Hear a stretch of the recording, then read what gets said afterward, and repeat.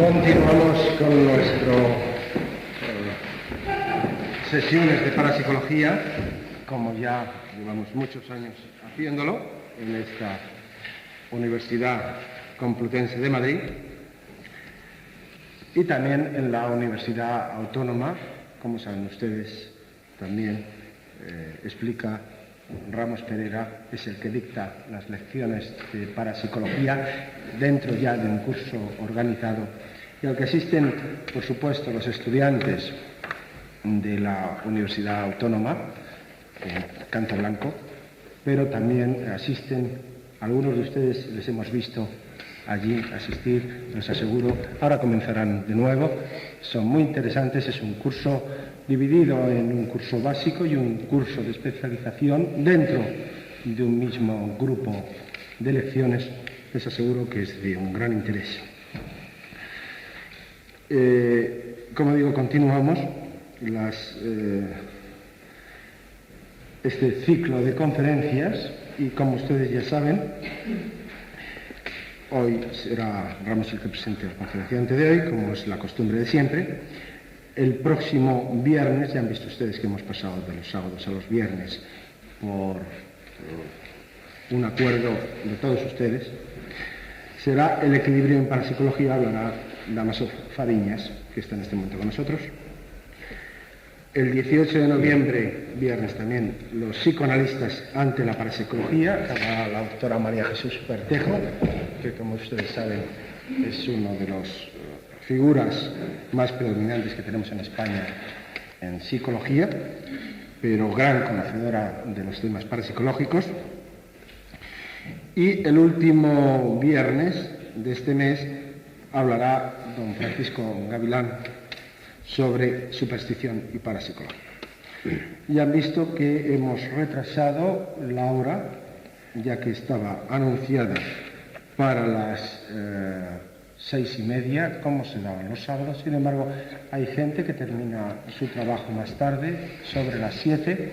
Entonces empezaremos a las 7:30, CT, es decir, con tiempo, dando el cuarto de hora académico antes de comenzar. Es decir, el momento de comienzo serán las 8 menos cuarto. Y rogamos que, dada la estructura de este aula, pues procuren ser lo más puntuales posible, pero sobre todo también que cuando se sienten procuren situarse en la parte de la derecha del aula, con objeto de que los que vengan posteriormente no tengan que cruzar esto. Y dicho esto, yo creo que no hace falta más, pasamos a la conferencia de hoy. La conferencia de hoy que, como ya sabéis, se titula Las cualidades psíquicas y la máquina. Un tema realmente apasionante, sobre todo en un momento en que el hombre yo creo que se está convirtiendo algo en máquina, por lo menos está heredando de la máquina su deshumanización. El hombre ya no es lobo del hombre, el hombre es algo más que lobo del hombre. El hombre ignora al hombre, el hombre pisa al hombre con indiferencia, porque al fin y al cabo cuando lo hacía con odio, eso era en una especie de aborto de amor.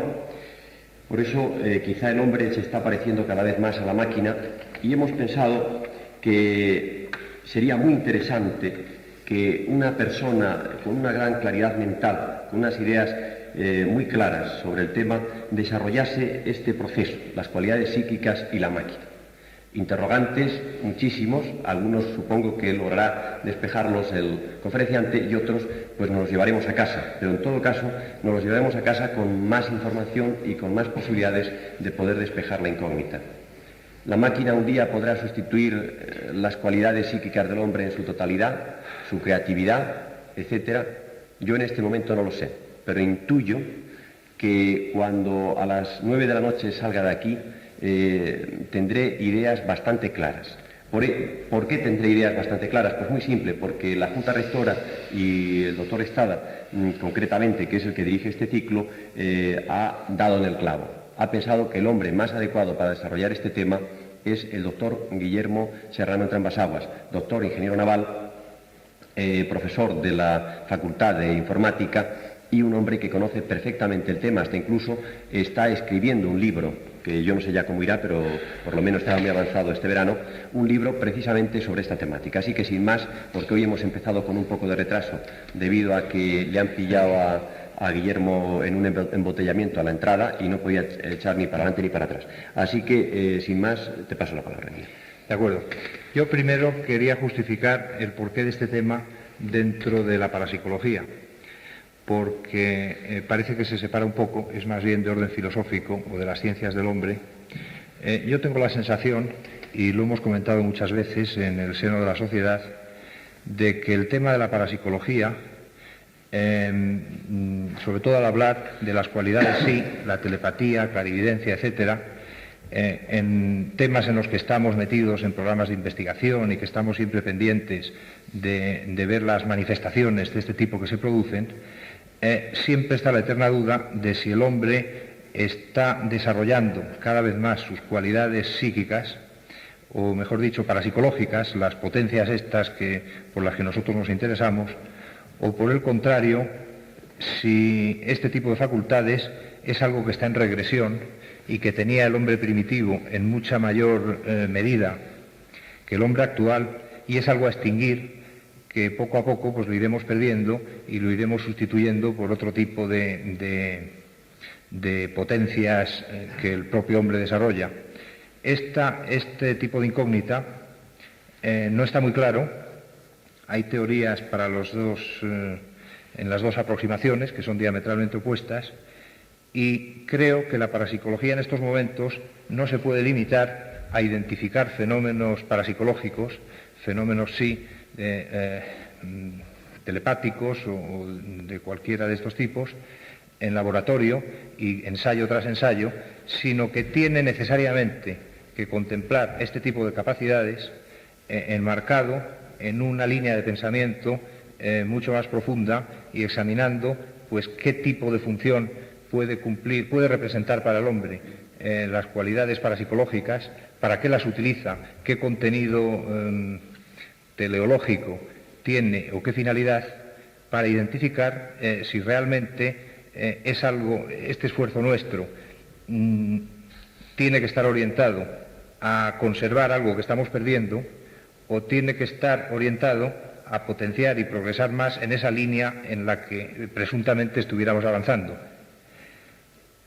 Entonces surge inevitablemente, nosotros tenemos asociado el tema de las cualidades paranormales al psiquismo humano, en el fondo no solo al psiquismo humano, sino al problema de la vida, porque reconocemos una cierta forma de psiquismo en cualquier materia viviente, pero inevitablemente lo asociamos con el hombre. Entonces tenemos que tener una cierta imagen de de cómo evoluciona el psiquismo del hombre y qué tipo de continuidad puede tener hacia el futuro. Esta preocupación no es nueva, sino que viene de muy antiguo, y por citar los tiempos más recientes, aunque ya quedan lejanos en la historia, nos podemos referir a Descartes. Descartes, con su célebre discurso del método, ya plantea en el discurso del método, que además lamento no haberme traído, me lo he olvidado, porque hay un párrafo entero que es muy elocuente a este respecto. Descartes ya plantea que, por cierto, Descartes es el símbolo del racionalismo y donde parte pues el mundo de la razón como algo que se está imponiendo en el mundo, para bien o para mal. Sin embargo, Descartes, quien lo ha estudiado bien, tiene mucho de línea ocultista, o deja entrever, tiene unas fórmulas de pensamiento que también están muy en línea con el pensamiento ocultista. Descartes ya plantea en su discurso del método el tema de la posible sustitución del hombre por la máquina. Y entonces es curioso, porque piensa que una máquina realmente puede llegar teóricamente a hacer el papel que representa el hombre en el mundo. Sin embargo, dice, no es posible que una máquina llegue a sustituir al hombre, porque no es concebible, la razón fundamental que aporta es que no es concebible el que una máquina pueda tener la morfología humana, porque acabaría siendo un hombre. Pone en entredicho, de entrada, que artificialmente se pueda construir un hombre. Entonces cae en el problema de que Descartes piensa que esa máquina tendría que tener la misma morfología que el hombre. Tendría que tener pues brazos para manejarse, porque el hombre fundamentalmente es una unidad de acción, es una unidad que sirve para actuar en el mundo de una cierta manera, con unos ciertos objetivos y una cierta escala de valores, y piensa que la máquina, para cumplir ese cometido, tendría que tener 2 brazos, 2 piernas, unos ojos, sentidos, etcétera, etcétera. Entonces, ya este tema está planteado de antiguo. Sin embargo, en el transcurso del tiempo, en estos tiempos, quizá desde hace 20 años o quizá 30, han surgido un desarrollo extraordinario de lo que son las máquinas. El hombre, como unidad de acción, nos creemos que somos el rey de la creación, y realmente lo somos en el reino animal, pero tiene una nueva competencia.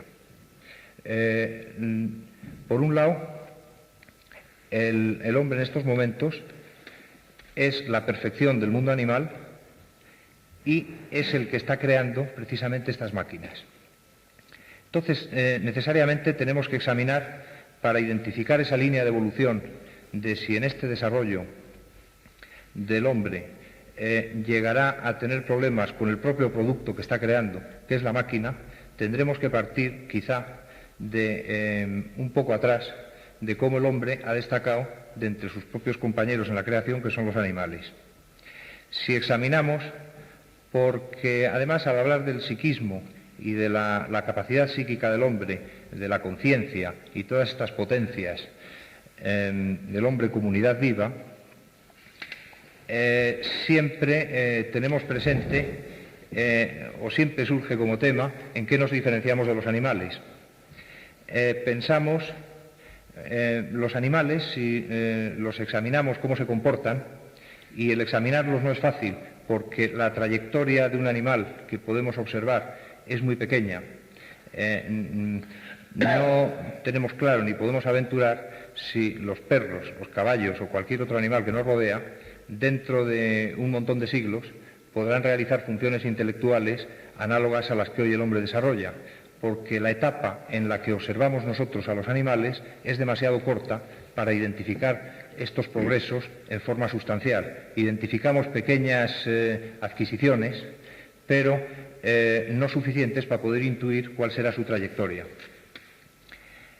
En el hombre identificamos potencias, en el animal identificamos potencias que en alguna forma nosotros las tenemos. Mejor dicho, en una u otra forma las tenemos casi todas.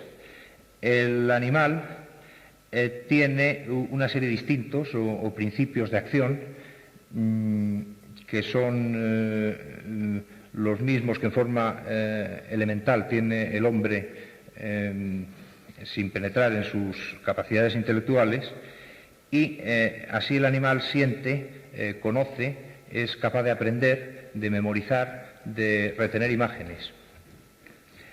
Las imágenes que el animal retiene parece identificarse que están más bien vinculadas, que no puede separar la vinculación de las imágenes que retiene de los sucesos a los cuales pertenecen, porque lo que no se identifica en el animal es la capacidad de abstracción, que es lo que al hombre le permite hacer el conocimiento, hacerlo independiente del tiempo y del espacio.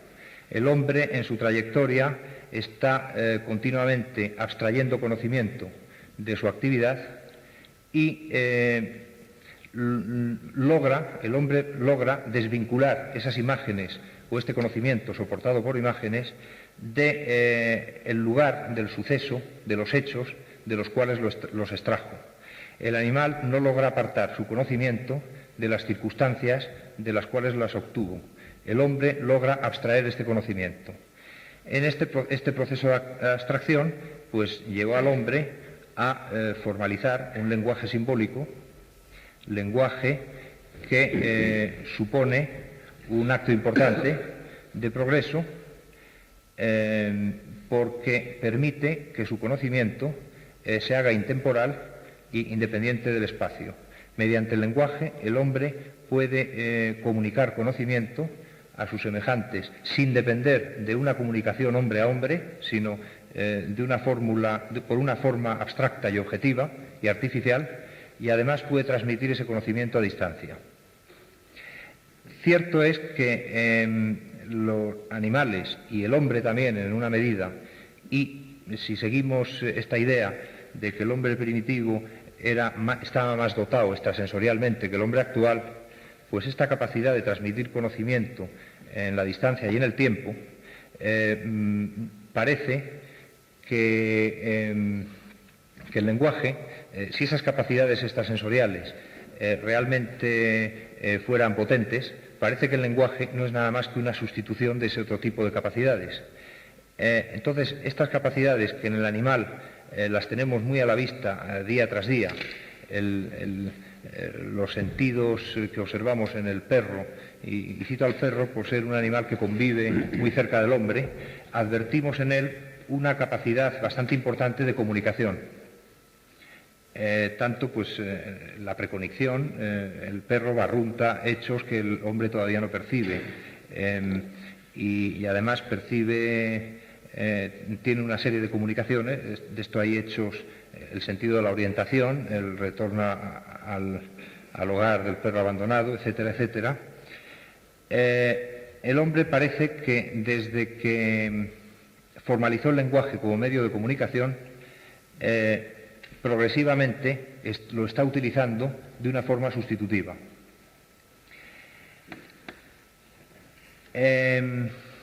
Quizá cuando examinamos la cualidad sí, la telepatía, muchas veces en laboratorio nos empeñamos en aislar el fenómeno telepático y tratamos de identificar cómo dos sujetos que están incomunicados físicamente pueden transmitirse imágenes mentalmente, y hacemos toda serie de pruebas.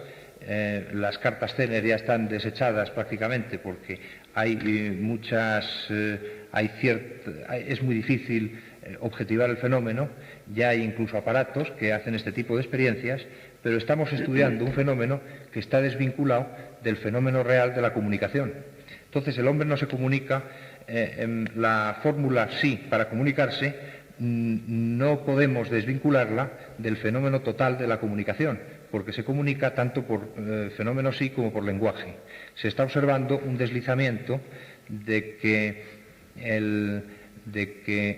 sin prejuzgar que la cualidad sí esté degenerando o esté creciendo, lo que sí está claro es que a medida que hay fórmulas convencionales y artificiales de comunicarse, ese otro tipo de facultad está siendo sustituida. Lo mismo que el hombre sustituye, desde que está manejando la brújula, está perdiendo el sentido de la orientación, y desde que los niños ya empiezan a manejar máquinas electrónicas para sumar y multiplicar, pues posiblemente sucesivas generaciones irán perdiendo el sentido de la medida. Y lo mismo que un hombre de campo sabe medir las distancias, o un hombre de mar con una precisión considerable, pero a medida que se usa el telémetro y métodos de medida y señalizaciones en los caminos y en las carreteras, esa facultad se va perdiendo. Entonces, paralelamente, porque todo esto está dentro de la problemática de cuál es el fin que tiene el hombre sobre la Tierra y a dónde va y en qué línea se está desarrollando. Si desarrolla estas fórmulas convencionales de comunicación, como es el lenguaje, o como son las máquinas y procedimientos mecanizados, automáticos, el mecanicismo, en una palabra, que está desarrollando,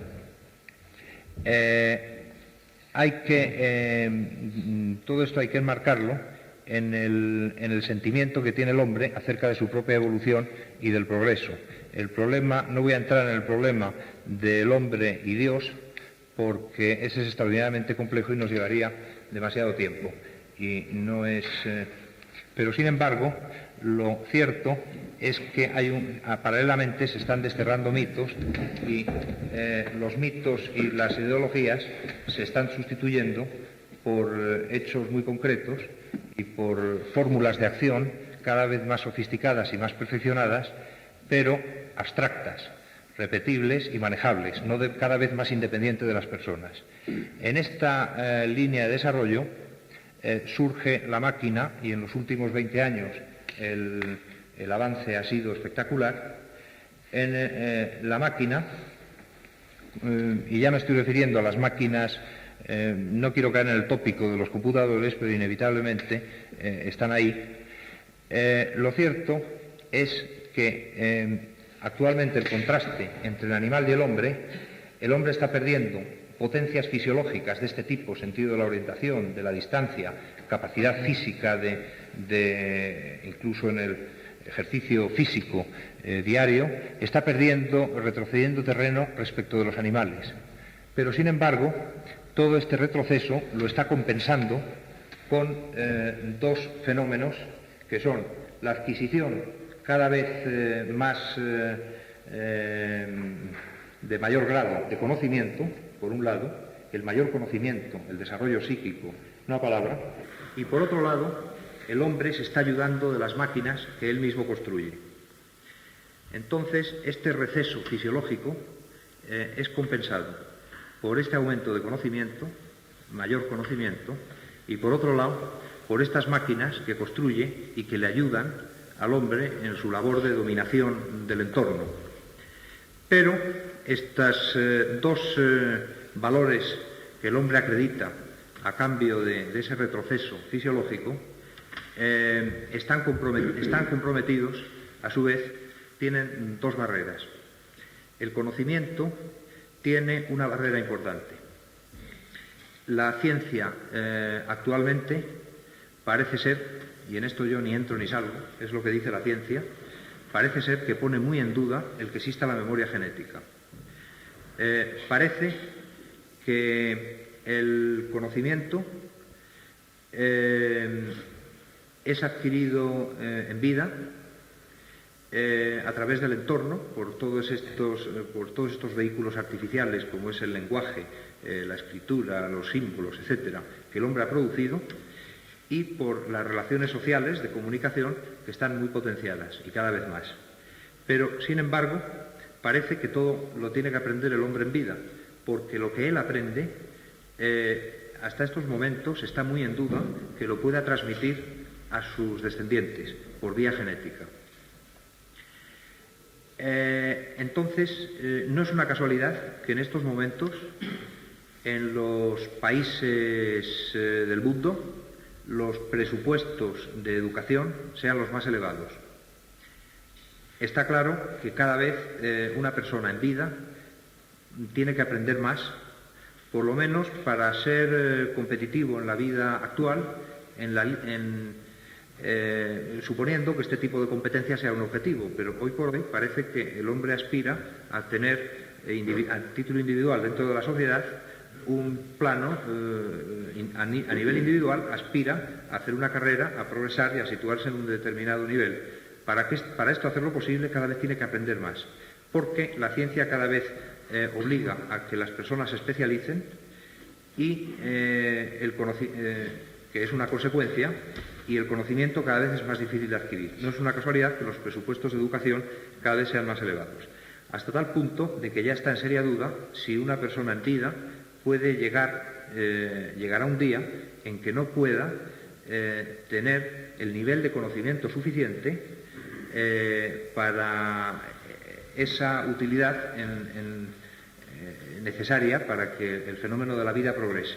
Porque si bien es cierto que cada vez se especializan más las profesiones y cada vez se centran más las personas en un determinado tema, siempre en la pirámide organizativa del mundo siempre tendrá que haber generalistas y gente que sepan, que abarquen con su pensamiento muchas ramas de especialidad. Ya está muy en duda si el hombre en vida podrá llegar a niveles de conocimiento altos, porque las materias a aprender cada vez aumentan más. Esto es una barrera, a no ser de que haya a medio plazo un gran descubrimiento, un sensacional descubrimiento, y se vea la fórmula de la transmisión genética de conocimiento, que ahora está bastante en entredicho. Aquí hay un problema. El hombre tendrá que encontrar fórmulas sustitutivas para superar ese problema que luego veremos. La otra línea de perfección del hombre radica en los instrumentos que el hombre crea, que le ayudan en su actividad en la vida. Pero estos instrumentos, si bien son una ayuda, para el hombre también son una tremenda servidumbre. Son una servidumbre porque las máquinas, hoy por hoy, no son capaces de progresar por sí mismas. Dependen del hombre, que tiene la pesada tarea de hacerlas progresar. Y en cuanto más se ayuda de las máquinas, y más máquinas complejas tiene y dispone de ellas, mayor es la preocupación en hacer progresar estas máquinas. Entonces, ya las máquinas son difíciles, ya representa tarea de mantenimiento muy pesada para el hombre el irlas haciendo progresar en la misma línea en que progresa el fenómeno de la vida. De hecho, cuando hoy en día se diseña un computador nuevo, ya no es el hombre capaz de diseñar ese computador. Tiene que ayudarse de otros computadores para poderlo diseñar. Ya tiene el hombre una verdadera servidumbre de la utilidad de sus propias máquinas. Ya se plantea el problema de hasta qué punto llegará un momento en que esos instrumentos de los cuales el hombre se ayuda, llegará un momento que el hombre no podrá hacerlos progresar por ese otro problema, por el problema anterior de que va a estar demasiado ocupado en aumentar su conocimiento. Esta es la otra limitación. Paralelamente, las máquinas, la inteligencia artificial ya se está manejando.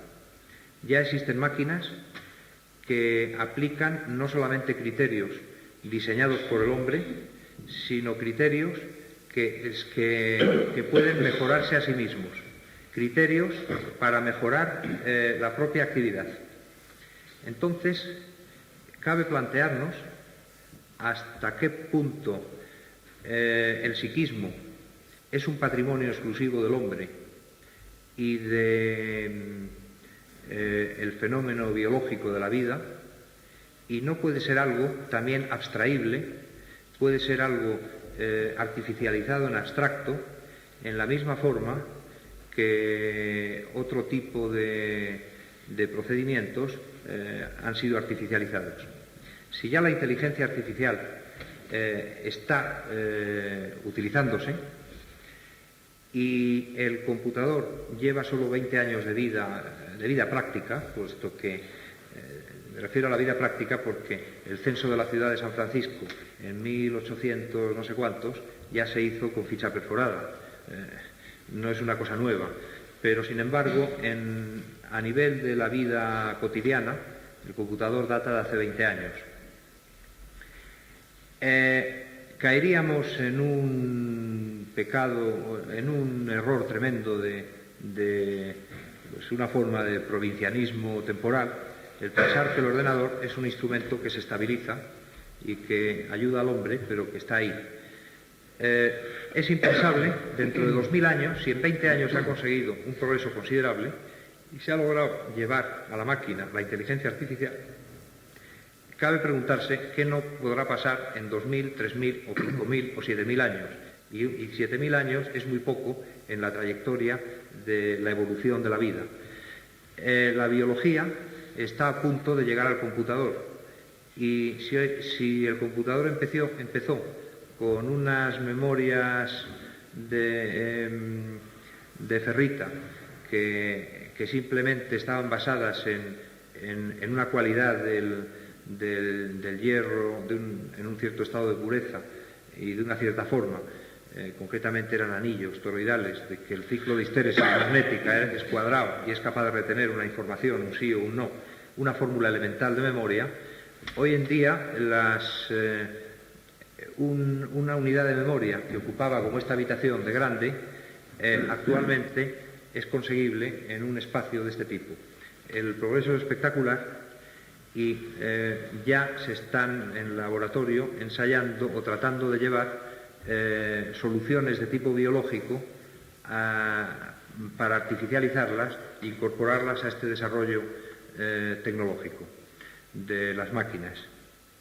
Entonces, en estas condiciones, resulta que la máquina se está desarrollando considerablemente y progresivamente está actuando frente al hombre con una capacidad, como un factor sustitutivo importante.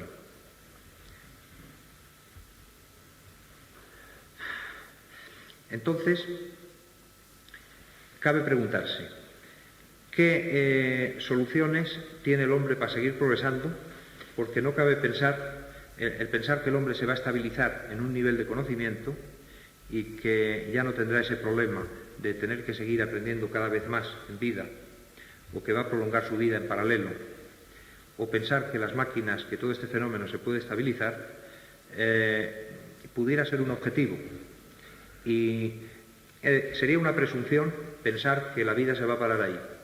Por otro lado, pudiera ser un objetivo que el hombre se proponga, pero está muy en duda el que pueda conseguirlo, porque es un fenómeno que no es manejable a nivel social. Entonces, cabe pensar que estos problemas de la barrera del conocimiento y de la dependencia cada vez mayor de la máquina va a seguir en progresión. Para superar la barrera de conocimiento, ya se piensa en que si genéticamente el hombre no puede transmitir, y esto es un supuesto, yo no sé si esto es cierto o no lo es, parece que la ciencia pone muy en duda la memoria genética. Si genéticamente el hombre no puede transmitir los conocimientos adquiridos, ya se está pensando en fórmulas sustitutivas para dotar de conocimiento al hombre que nace. Entonces,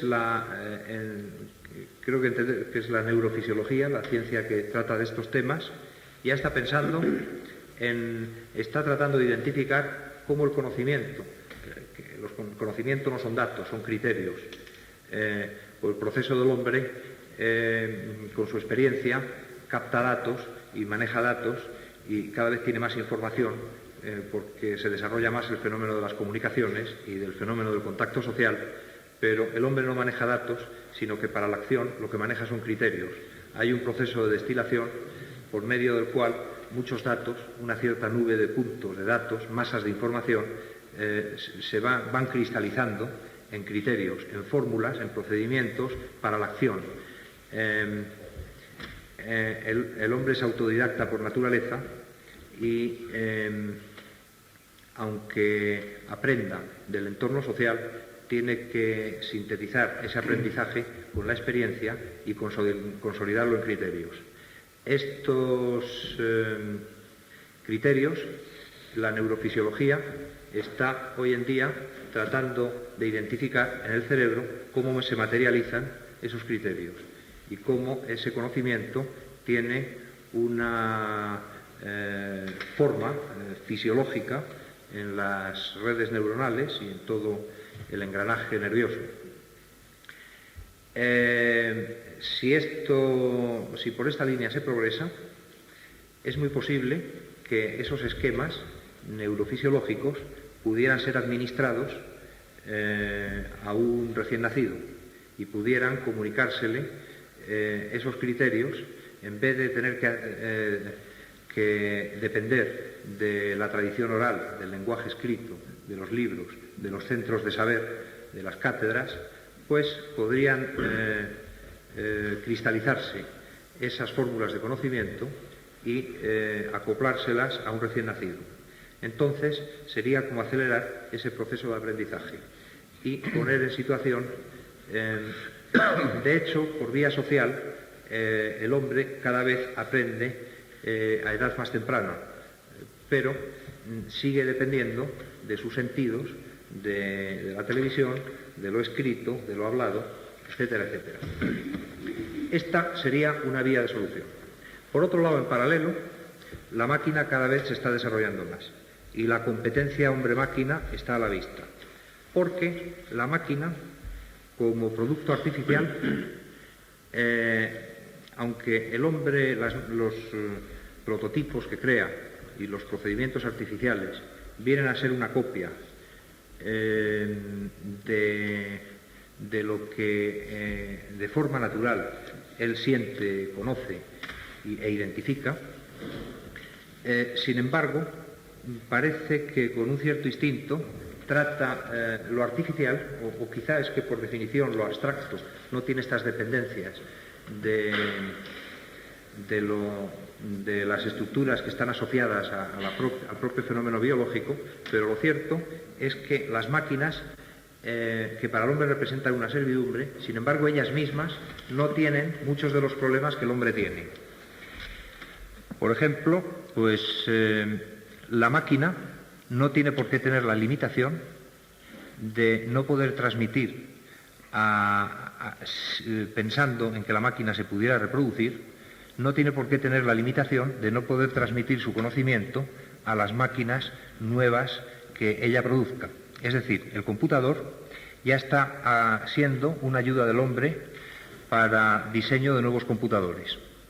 Llegará un momento que esta pesada servidumbre que el hombre tiene para hacer progresar a los propios instrumentos que él utiliza y que ha creado, llegará un momento que el hombre caerá en una tentación, que es la de enseñar a las máquinas, a estos computadores que le ayudan a diseñar otros nuevos, caerá en la tentación de imponerse como objetivo de enseñar a las máquinas que se reproduzcan a sí mismas. Esto hoy pertenece a la ciencia ficción, pero dentro de 2000 años es perfectamente concebible, porque de hecho digo que los procedimientos de inteligencia artificial están ya en el mundo de la tecnología, aunque en formas muy elementales y muy rutinarias. Los procesos de realimentación, que son la base para mejorar, para aprender y para tener aprendizaje de la experiencia, están llevados a las máquinas y estos criterios se aplican artificialmente. Dentro de muchos cientos o miles de años, quizá cuando estos conceptos no choquen frontalmente con nuestra actual ideología de pensamiento, es el hombre, muy posiblemente, para liberarse de esa tremenda carga que tiene sobre sí de hacer progresar a las máquinas en paralelo con su propio progreso, caerá en la tentación de ceder a las máquinas esa función de tratar de enseñarlas a reproducirse a sí mismas. Entonces, yo me pregunto si fuera posible ese momento, penetrando un poco en esa tendencia de evolución, que no tiene por qué ser cierta, sino que es una alternativa más, que debemos, y nuestra actitud, sobre todo en el tipo de temas que nosotros manejamos, siempre ha de ser abierta a contemplar toda posible alternativa. Si esto realmente puede llegar a producirse, yo me pregunto si no estaremos ante el mismo fenómeno del propio hombre cuando nació en la profundidad de la historia y cobró conciencia exterior y fue capaz de plantearse y de tener conciencia de que era un ser que podía formularse objetivos propios y que no simplemente vivía del instinto, como vive un animal, con un entorno de acción muy limitado, porque el despegue del hombre en la profundidad de la historia surge en el momento en que toma conciencia de su propia realidad y se da cuenta que no simplemente ha de obedecer al mandato del instinto, sino que puede formularse objetivos propios y puede modificar su escala de valores. Al animal no le está permitido modificar su escala de valores, o por lo menos nosotros no lo advertimos. Tiene un instinto de conservación o incluso instinto de la especie, instintos muy elevados. El propio pez, cuando se reproduce en un estanque cerrado, esto es observable en quien tenga peces en un pequeño estanque, que cada vez se reproducen más pequeños, incluso llega un momento que la tasa demográfica es cero, no se reproducen porque como si tuvieran un instinto de supervivencia de la especie. Este tipo de instintos, que son muy perfectos y que permiten a las especies evolucionar, desarrollarse y seguir, el hombre ha cometido la osadía de modificar sus objetivos y las escalas de valores y está interviniendo en la propia evolución. Entonces, ese despegue que el hombre tuvo cuando se dio cuenta de que podía formularse objetivos propios y que podía tener esa cierta autonomía, es concebible pensar en que llegue a ser una realidad en las máquinas artificiales. De hecho, es difícil tener un procedimiento para distinguir una máquina mejor dicho, es difícil tener un procedimiento para identificar hasta qué punto esta cualidad psíquica del hombre pudiera ser identificable o no identificable en una supuesta máquina que hiciera la misma actividad que el hombre. Me explico. Si en este momento tuviéramos una máquina que reproduce muchas de las actividades que el hombre hace, puesto que a simple vista el hombre es una caja negra y no estamos dentro de su estructura. Entonces sería muy difícil de identificar si esa máquina reproduce ciertas actividades que el hombre hace, cuál es la máquina y cuál es el hombre. Posiblemente limitándonos a un cierto tipo de pruebas que estuvieran al alcance de la máquina.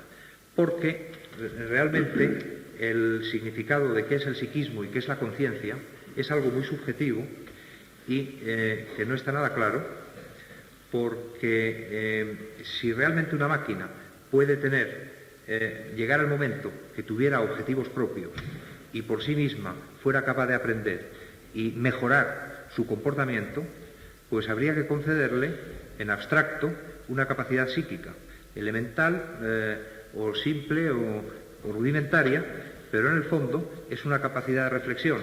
Si una máquina mejora la forma de funcionar sin la intervención humana, pues es que tiene determinados criterios o una determinada capacidad de reflexión que le permite esa variación del comportamiento. Esto equivale a formas rudimentarias de psiquismo y si esto tiene un desarrollo grande y estas consecuciones de la máquina siguen en esta línea, llegará el momento en que ese despegue que el hombre tuvo en la profundidad de la historia, pues puede surgir y en un momento dado, si la máquina es capaz de mejorar su comportamiento, si sabe reproducirse a sí misma, puede llegar el momento en que se formule objetivos propios. Y llegado ese momento, será capaz de tener una escala de valores propia, independiente de la que el hombre le proporcionó cuando la creó. Porque si el hombre proporciona criterios a la máquina, que en el fondo las escalas de valores son criterios de prioridad y criterios de comportamiento, si la máquina dispone de una cierta forma de inteligencia artificial y es capaz de incidir en esos criterios y modificarlos, en síntesis, eso equivale a cambiar la escala de valores y a plantearse una fórmula de acción en propio. Entonces yo me pregunto si llegado ese momento no se planteará una seria competencia entre el hombre y la máquina. Esa competencia que hoy se desecha, que ya la desechó Descartes y que hoy en día se desecha, se sigue desechando quizá más bien por motivos sentimentales, psicológicos o irracionales, puede llegar a ponerse de manifiesto. Llegado ese momento, bien pudiera suceder que el hombre quiera dar marcha atrás, sienta esa competencia, tenga miedo de ella, quiera liberarse de la máquina que ha sido y que será una gran servidumbre del hombre, aunque ayude y colabore con él. Y yo me pregunto si esto no será, si el hombre no caerá en la tentación de cortar algo así como prohibir a la máquina beber del árbol de la ciencia, algo que ya en el Génesis, de una forma simbólica, respecto a la propia trayectoria del hombre, está escrito en alguna forma. Entonces, este es el tema que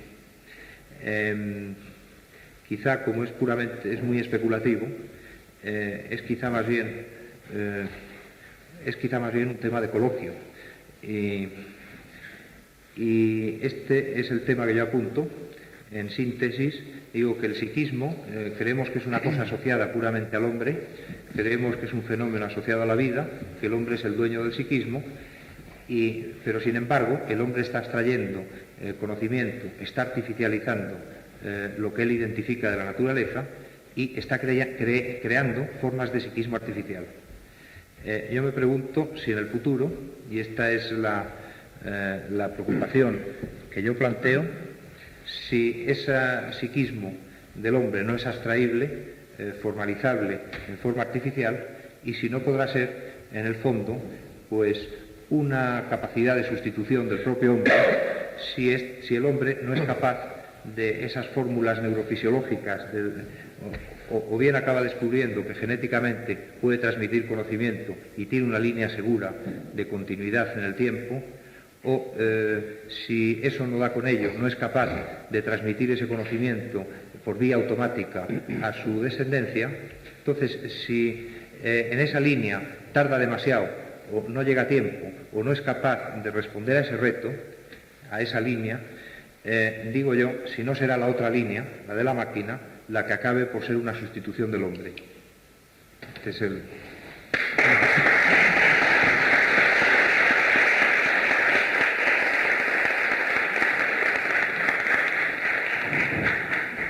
Bien, muchas gracias, Guillermo. Ya hay la primera intervención.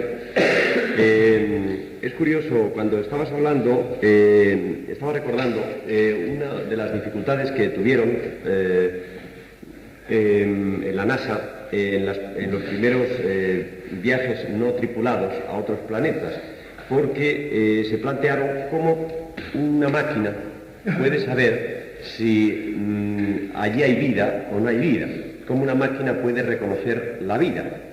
Y entonces, después de hacer una serie de estudios, llegaron a la conclusión de que si esta máquina obtenía objetos, cosas, y los analizaba, su estructura, y veía que esta estructura era simétrica o perfecta, entonces decían, hay vida, hay inteligencia, porque hay una mano inteligente que ha hecho ese utensilio o esa cosa de forma perfecta. Hasta que encontraron la objeción de que podrían encontrarse minerales perfectos, cristalizados en forma cúbica, hexagonal o cualquier otro tipo, y que eran tan perfectos que podrían añadir una mayor confusión a la máquina, y tuvieron que optar por otras fórmulas ya conocidas en la investigación. Es decir, que de alguna manera también apunto como un elemento del coloquio cómo podríamos llamar eso que tiene un mineral cuando, vamos a llamar, nace, que hace que se desarrolle de una manera previsible y que al final adopte una forma que hasta incluso pueda engañar a una máquina en el sentido de que ésta crea que ha sido obra de la mano inteligente del hombre. Bueno, esto quizá pueda ser la primera pregunta, con lo cual le robo la primera al doctor Estada, pero luego ya... Bueno, fíjate que has tocado otro tema muy importante, que es que dices cómo decidieron eliminar esas nuevas aportaciones a la máquina porque complicaban el exceso a la máquina. Y es que si la máquina realmente va a tener formas de psiquismo elementales, en principio, que luego podrán ser más complejas, cabe preguntarse si la máquina no estará igualmente sometido a los problemas psíquicos que el hombre hoy en día tiene. Y ese es un ejemplo típico de neurosis de una máquina. Hoy en día los computadores, por ejemplo, empiezan a sufrir a veces de neurosis, dicho entre comillas y de una forma muy simple y artificial, cuando sus criterios de explotación son poco definidos o no son correctos. Ahora, en cuanto a los minerales, el mineral, realmente hoy se concede al mineral unas formas de psiquismo más elementales que la materia orgánica, pero se le concede cierta forma de psiquismo. Y yo conozco a algún investigador amigo mío en metalurgia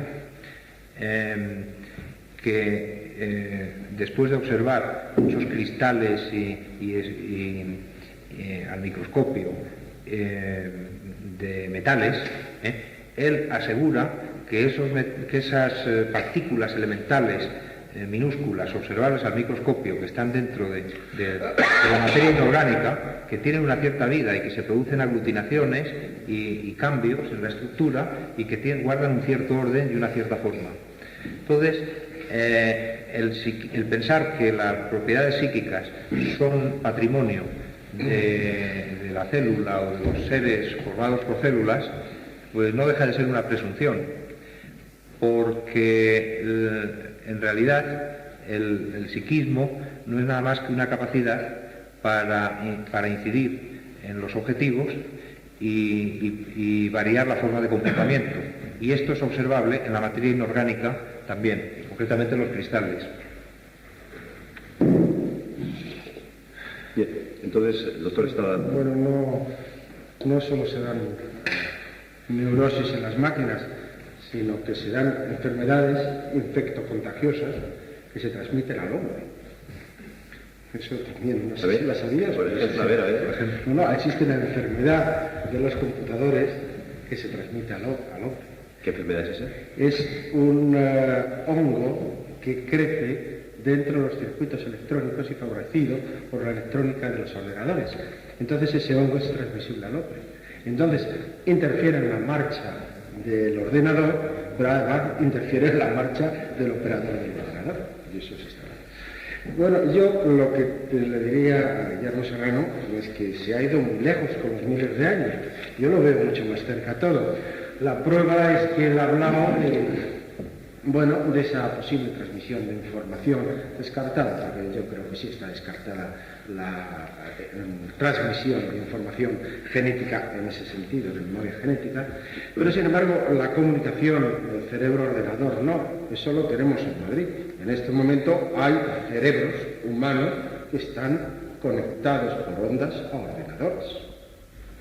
Llevan su pequeña emisora dentro de la caja craneana y esa pequeña emisora está en contacto con un ordenador. Manda información de lo que ocurre en el cerebro, lo manda al ordenador, el ordenador lo interpreta y manda órdenes a ese cerebro. Eso ocurre actualmente en Madrid y hay varios de esos mini ordenadores y transmisores en comunicación con un ordenador implantados en Madrid. Actualmente, por supuesto, eso no se utiliza para una transmisión en el amplio sentido que queríamos de memoria de la información, se utiliza para otra cosa, concretamente para evitar ataques de epilepsia. Pero, de hecho, ahí está el cerebro conectado a un ordenador. Las posibilidades, ¿no?, en miles de años, vamos, yo lo veo en decenas de años, quizá porque quiera verlo más adelantado y no necesite en ello, pero que los cerebros podrán comunicarse con ordenadores y conseguir toda esa memoria que no pueden, porque en el momento en que el cerebro pueda dialogar con un ordenador, tendrá a su alcance todo el saber del ser humano, pues sí se puede acumular en un ordenador. Yo sigo viendo también las cosas mucho más cerca y mucho más trágicas, porque creo que el hombre va a su destino y el destino del hombre es la muerte por el ordenador. Ese es el final del destino, aunque veremos que tampoco no es tan trágico como parecía al principio. Antes quizá quisiera hacer una pregunta que Guillermo Serrano ha hablado de ello, ha rondado el tema, pero al final no ha dado una solución total y completa, o por lo menos me ha dejado a mí una duda que ya tenía. Y es, cuando lleguemos, insisto, no lo veo a tantos miles de años, quizá lo veamos nosotros, cuando lleguemos a conversar con un ordenador de tú a tú, esos ordenadores que autoaprenden y que quizá los tengamos al alcance de nuestras manos en un relativo poco tiempo, o por lo menos la generación siguiente a la nuestra lo tenga, nos encontraremos con ordenadores que nos van a dar respuestas, que van a ser inteligentes, por lo menos en su forma externa, como un ser humano. Entonces, Guillermo Serrano ha bordeado el problema del psiquismo. Yo creo que todavía hay otro problema más sobreañadido. Nos encontraremos ante un ordenador que nos habla, nos contesta, nos responde como un ser humano. Sin embargo, no sabremos si ese ordenador tiene verdaderamente un ego. Creo que ese va a ser un problema insalvable.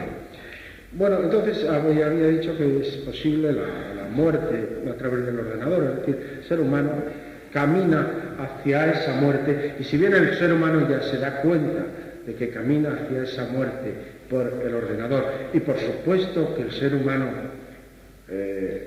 prohibirá que el ordenador pruebe la fruta del bien y del mal, sin embargo, el ordenador llegará a coger la fruta del árbol de la sabiduría, y el ordenador entonces intentará hacerse superior al ser humano. Y quizá como el ser humano no consiguió hacerse superior a Dios, el ordenador sí será superior al ser humano y esclavizará al ser humano o le hará desaparecer como un parásito que no le interesa. Entonces sí, eso es una tragedia, pero las tragedias se pueden enfocar de muchas formas.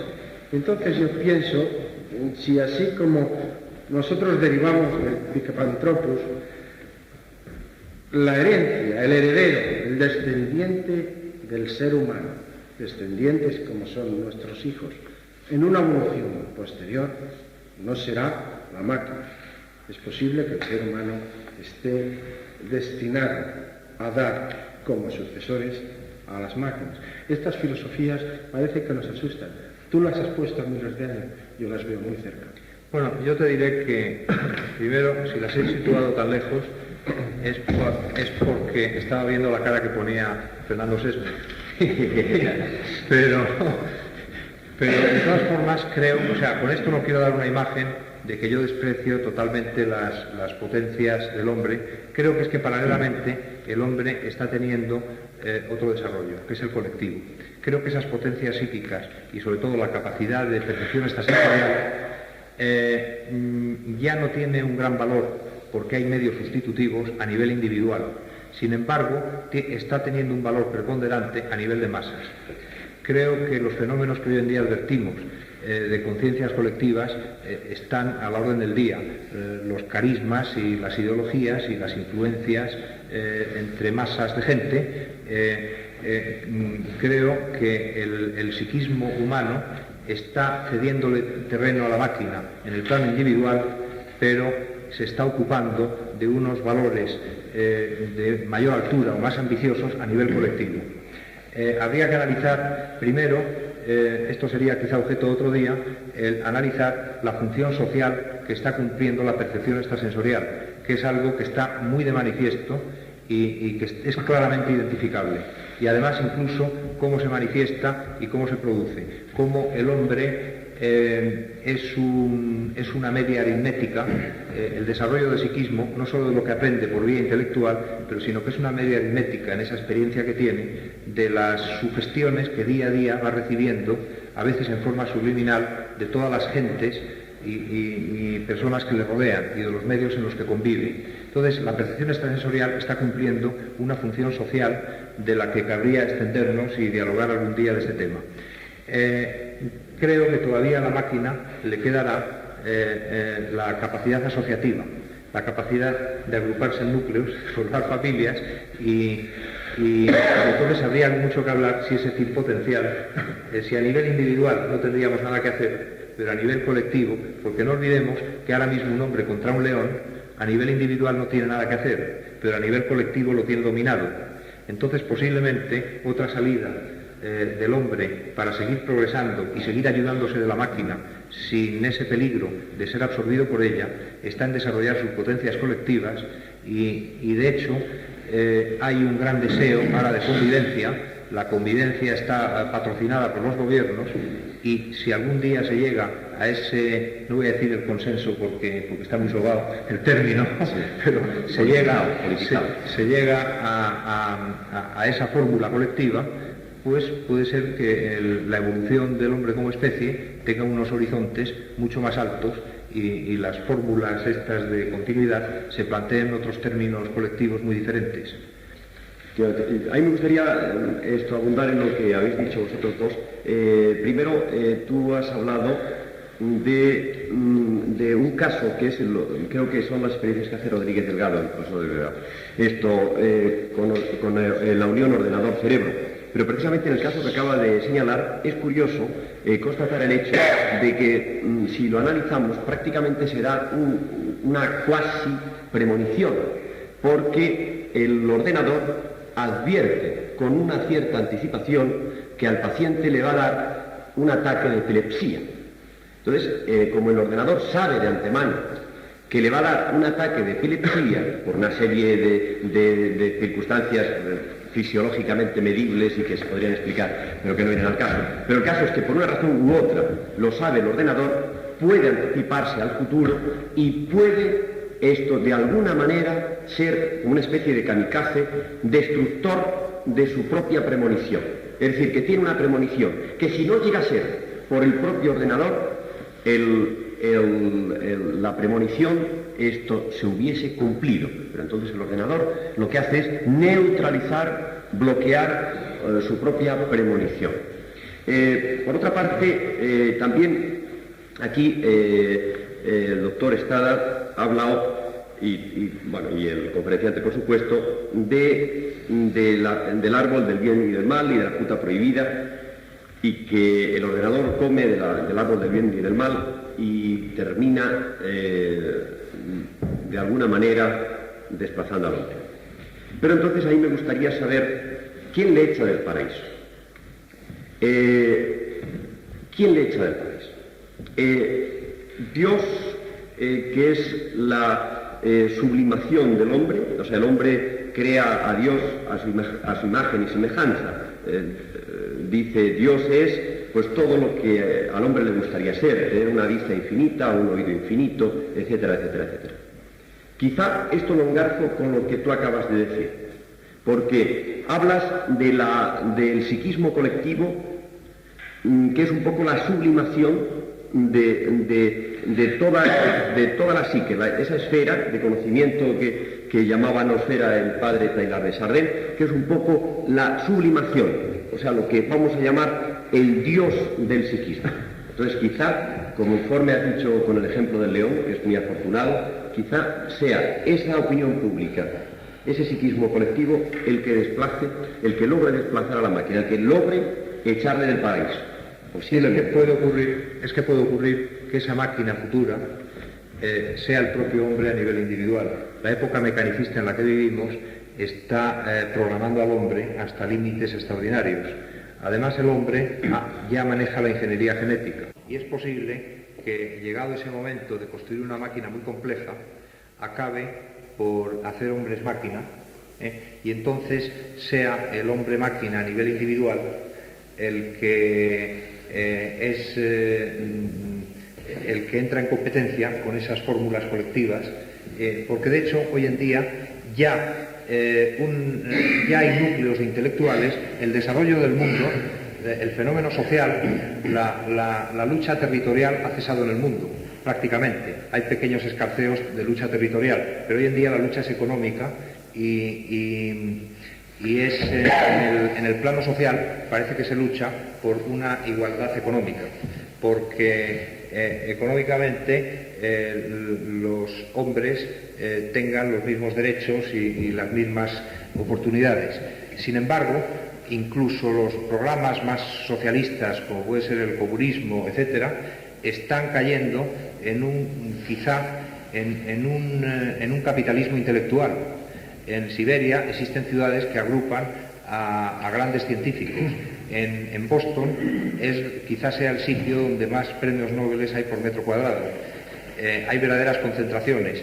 La gente se casa en esos núcleos y además, como los genes de la inteligencia parece ser que son aditivos y esto se potencia, se está produciendo el fenómeno del capitalismo intelectual. Entonces, lo que ya es observable que hay dificultades de comunicación entre personas de diferente nivel intelectual, de una forma muy clara. Hay personas cuyo lenguaje común solo es el tiempo o el fútbol, entre personas. Entonces, bien pudiera ser esa competencia hombre-máquina, puede ser hombre evolucionado y colectivo superinteligente y hombre en masa mecanizado por la presión del medio y por la sociedad.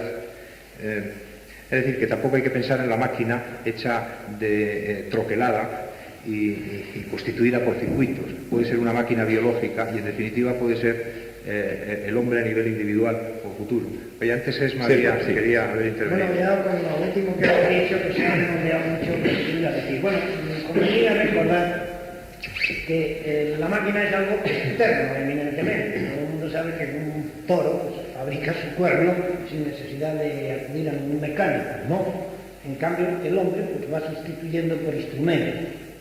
Es evidente que al tener un auxiliar, gafas, auricular, lo que sea, el hombre va perdiendo facultades, puesto que por un sentido económico y de comodidad, el que tiene un teléfono, si se ha dicho ya hasta la sociedad, pues no necesita telepatía de ninguna clase. Luego, bajo este punto de vista, a mí me parece evidente e indiscutible que singularmente, individualmente, el hombre pierde facultades. Es cierto que los chamanes y muchísimas personas, no creo que sea cuento, cuando dicen las grandes facultades que tenían y las pocas facultades que tienen ahora, los transistores han terminado con ello. De modo que me parece perfectamente claro que el hombre singularmente considerado va perdiendo facultades. Ahora, por una ley de compensación que es universal en todo, como tú has dicho muy bien, en el orden, que claro, esto ya es una repetición, como lo habías dicho antes, en el orden colectivo hay una compensación. Compensación que además se refuerza por el hecho de que la máquina no es nunca una cosa individual, porque ninguno de nosotros ni tiene tiempo, si este pudiera hacerlo, para hacerse una máquina, construirse un coche. Entonces, evidentemente, en las cosas externas tenemos que tener una solidaridad y una ayuda que no tenemos en todo el mundo.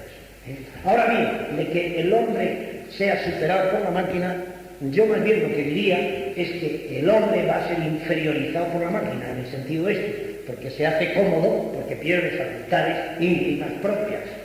Y así, para terminar, quiero subrayar que tal vez, no es humorístico, la gran diferencia que habrá siempre entre la máquina y el hombre es que la máquina, cuando no tiene una avería, no se contradice. Es decir, el hombre tiene, para mí, la maravillosa capacidad de contradecirse. Yo hago extraordinariamente la contradicción, he sido siempre contradictorio y caprichoso, ¿no? Esto creo que es una cosa que emana del sentimiento. Todos sabemos que los sentimientos no son mágicos. A lo mejor una persona que nos ha hecho un favor, etcétera, no la aguantamos. Y en cambio otra sí. El sentimiento funciona por un lado, digamos, tiene algo del ánimo, ¿no? Y creo que cuando se dice, por ejemplo, hombre, es una máquina, no tiene algo. Estas cosas del lenguaje popular llevan algo, ¿no?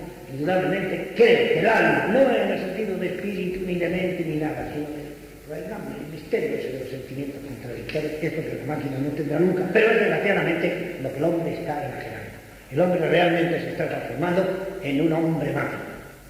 Estamos perdiendo el alma. Pero en compensación está surgiendo, diría tal vez, un poco el inconsciente colectivo de Jung, estamos quedando en una alma colectiva, como tú lo dices muy bien, esto es lo que quiero decir. Son sugerencias, no preguntas. Sí, además, fíjate que estas ideas se están imponiendo cada vez más. Yo recuerdo que cuando hace ya bastantes años hice la tesina en periodismo, propuse hacer la tesina sobre la psicomunicación, sobre la comunicación extrasensorial llevado a los medios de comunicación. Y, claro, pues el que tenía que dirigirme la tesina pues era el profesor de teoría de la información, que era lo más cercano al tema. Y cuando fui a Andrés Romero a decírselo, se quedaba así, y dice, bueno, es que esto, chico, ¿tú crees que esto tiene algo que ver con los medios de comunicación? Y digo, pues sí, claro, naturalmente que sí, yo creo que sí, que tiene algo que ver. Y él, a regañadientes, me dijo, bueno, pues sí, Aldo, porque claro, esto alguien lo tenía que hacer. me vino a decir eso. Bueno, pues sí, Aldo y tal. Bueno, entonces cuando desarrollé precisamente el tema de la opinión pública y cómo la presión extrasensorial estaba influyendo de una manera decisiva en la opinión pública, a él tuvo como una iluminación.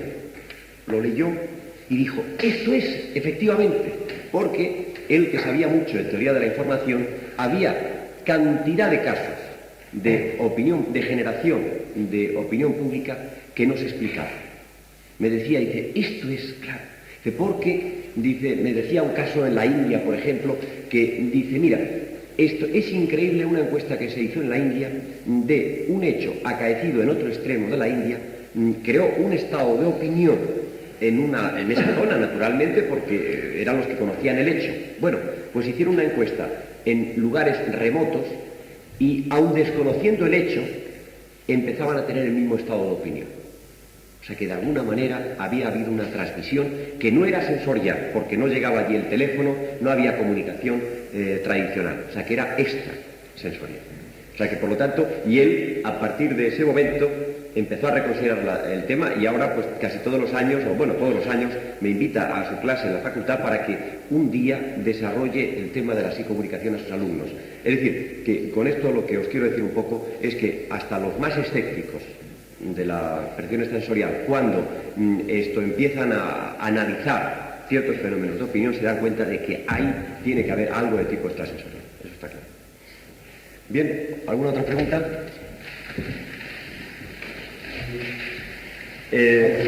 Damas o Farillas. Si no hay nada nuevo, yo lo que quería era batir una lanza por ese desgraciado hombre que va a terminar aplastado por la máquina. Que yo creo que exageráis y que es una verdad única.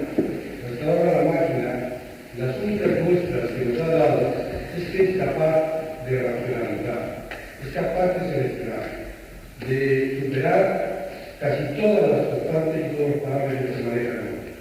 Pero no hay ni siquiera ningún indicio razonable de que la máquina pueda crear y pueda elegir un principio por el cual pueda moverse ella.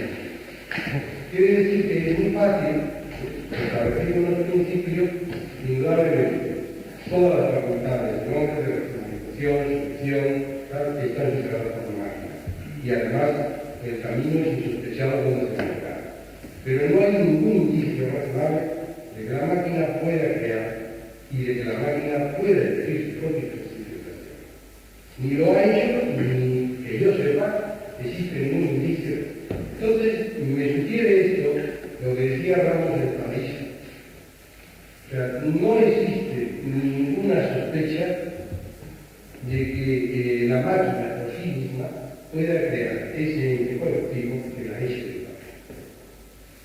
Bien, pues me parece que ha sido un magnífico final de esta conferencia y de alguna manera un preámbulo de la próxima, porque precisamente la próxima la desarrolla el propio Dámaso Fariñas sobre el tema el equilibrio en parapsicología. Tema interesante. Interesante, lo trate como lo trate, porque yo no sé si se refiere Dámaso Fariñas al equilibrio físico, al problema físico de los equilibrios y de las fuerzas y de las energías, o se refiere al equilibrio psíquico, o bien se refiere a ambos equilibrios. Bien, como veis, tiene que preparar la conferencia y naturalmente no desea darla hoy aquí. Así que esto... Sí, pues antes entonces va a hacer una pregunta... Sí, yo antes de que terminemos totalmente el tema, quería hacer una pregunta al conferenciante, pero también a todos los presentes. Es algo que me ha surgido la idea oyendo parte de la conferencia. Es el del aprendizaje. Entonces, se han hecho algunos intentos de aprender durante el sueño. Yo, en la experiencia mía, eso ha fracasado.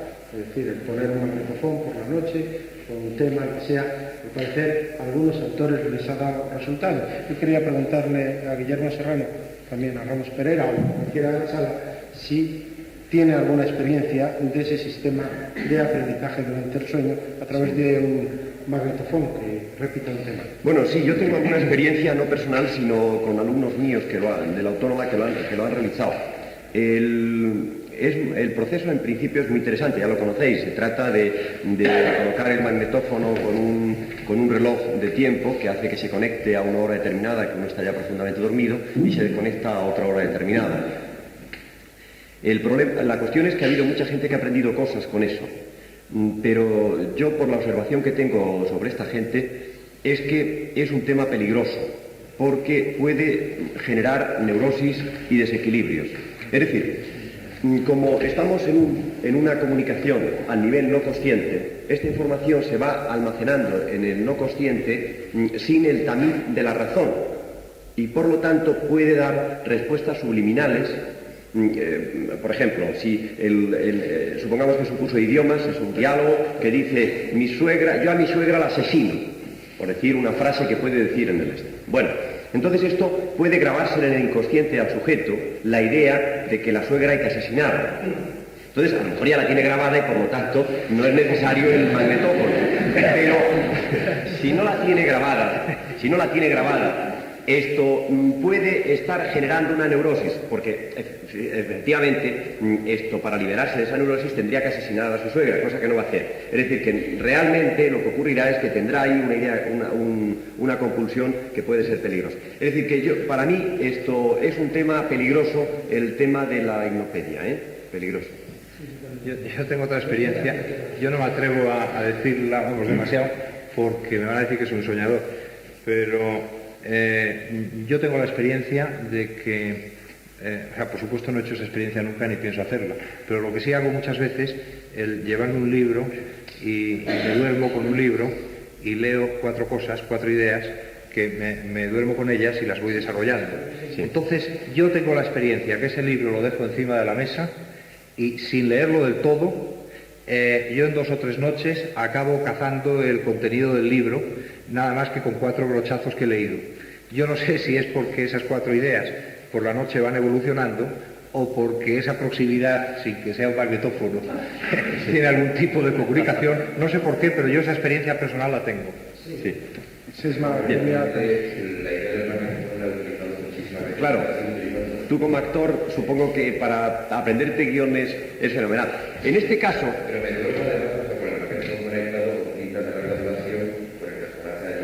Sí. No. En el caso de los actores es sumamente interesante el tema. Es decir, yo conozco a muchos que lo hacen con resultados. Quizás sea una variante del tema, porque tú ten en cuenta de que al final, al día siguiente, tienes la gran virtud de que vas a pasar por el tamiz todo lo que la noche anterior ha pasado sin tamiz, o sea, de alguna manera se ha colado, con lo cual estás recolando otra vez la cosa. Entonces yo creo que por ahí no debe ser, aunque no estoy muy seguro, no debe ser peligroso.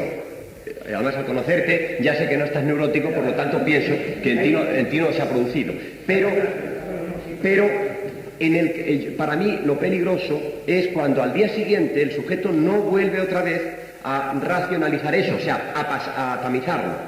Entonces ahí es cuando puede empezar el peligro, a mi juicio. Es que hay una variante aquí, distinto de cuando se pone uno del aparato y está uno ya profundamente dormido, si no he entendido mal, empieza a oírlo despierto. Sí. Una cosa similar a lo que hace leyendo el libro. Entonces ya es distinto, porque ya el consciente ha tamizado, se ha adaptado al comienzo y luego por añadidura al final te vuelve a repasar. Entonces, hay una variante. Ya. Sí, de acuerdo, pero había una previa entrada que ha sido vigilada por el consciente. Sí. No es lo mismo que cuando uno pone el magnetófono y está uno ya completamente dormido. Luego hay otro problema que este sí te puede afectar, que sí hay que detectarlo ahí. Y es que el problema es que esta cinta está interfiriendo los sueños, eso está clarísimo. Es decir, que basta que te echemos unas gotas de agua en la mano cuando estás durmiendo para que empieces a generar sueños alrededor de lluvia y cosas así. Es decir, que el entorno influye sobre el sueño. Por lo tanto, de alguna manera... Sueñas con el personaje, claro. O sea que de alguna manera estás perturbando, interfiriendo un proceso natural que es el sueño, que todos estamos convencidos de que es muy interesante para recobrar el equilibrio psíquico. Es decir, que el sueño, en lo que tenga de eliminador de toxinas, de residuos negativos del día, etcétera, esto es obviamente beneficioso. La prueba de ello es que se han hecho experiencias de despertar a un individuo siempre que iba a empezar a soñar y ha terminado completamente loco. Y animales que se ha hecho la experiencia más en profundidad han terminado muriendo. Sí, ha sido verdaderamente terrible la experiencia. Bueno, entonces, lo que quiero decirte es que el peligro de eso es que termines por reconducir los sueños en direcciones que quizá no sean las más beneficiosas para recuperar tu equilibrio perdido durante el día, porque le perdemos todo durante el día por la tensión del medio, y luego... Ya llevando al comienzo de la exfoliación es posible controlar la exfoliación. Bueno, nosotros hemos hecho experiencias muy interesantes en este sentido. Por ejemplo, hemos visto con el doctor Ramírez, que tiene un centro psiquiátrico, enfermos que toda su problemática la centraban en un tipo de sueño. Es decir, era el símbolo, el sueño era el símbolo de toda su problemática, ¿no? Entonces, tenían una determinada neurosis, una psicopatía o cualquier otro caso. Entonces, supongamos que todo esto lo centraban en el típico sueño de que se estaban ahogando y que no podían llegar a la orilla. Nadaban y no podían llegar a la orilla, o cualquier otro sueño de este tipo. Bueno, nosotros lo que hemos hecho es que en un estado psi omega, similar al hipnótico, hemos logrado reconducir el sueño. Es decir, hemos logrado hacer que el individuo llegue a la orilla. Y luego hemos visto que cuando este sujeto ha empezado a soñar normalmente, por la noche ya en su casa, ha empezado a soñar que llegaba a la orilla.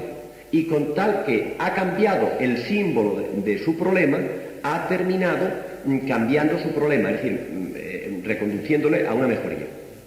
Igual que, por ejemplo, existe la grafología, pues existe también la grafoterapia.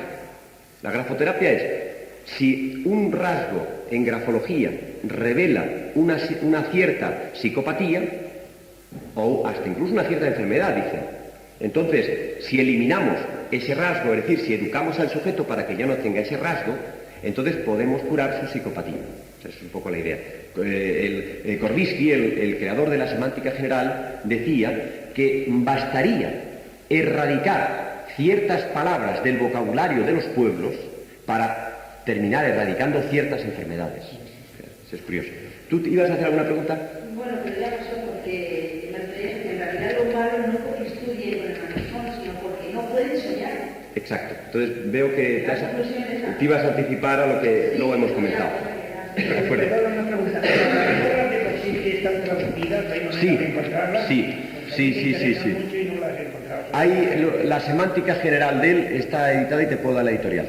El próximo viernes te lo traigo. Sí. Bien, pues como ya sabéis, terminamos siempre un ritual en el que agradecemos al conferenciante con un caluroso y cariñoso aplauso siempre su participación, y también sabéis que yo también acostumbro a felicitarle dándole la mano. En este caso, al darle la mano al conferenciante, le voy a tender una pequeña trampa mortal, un pequeño reto, y es que cuando toque mi mano, la apriete y piense si algún día la máquina podrá transmitirle ese afecto que yo le transmito de esta manera.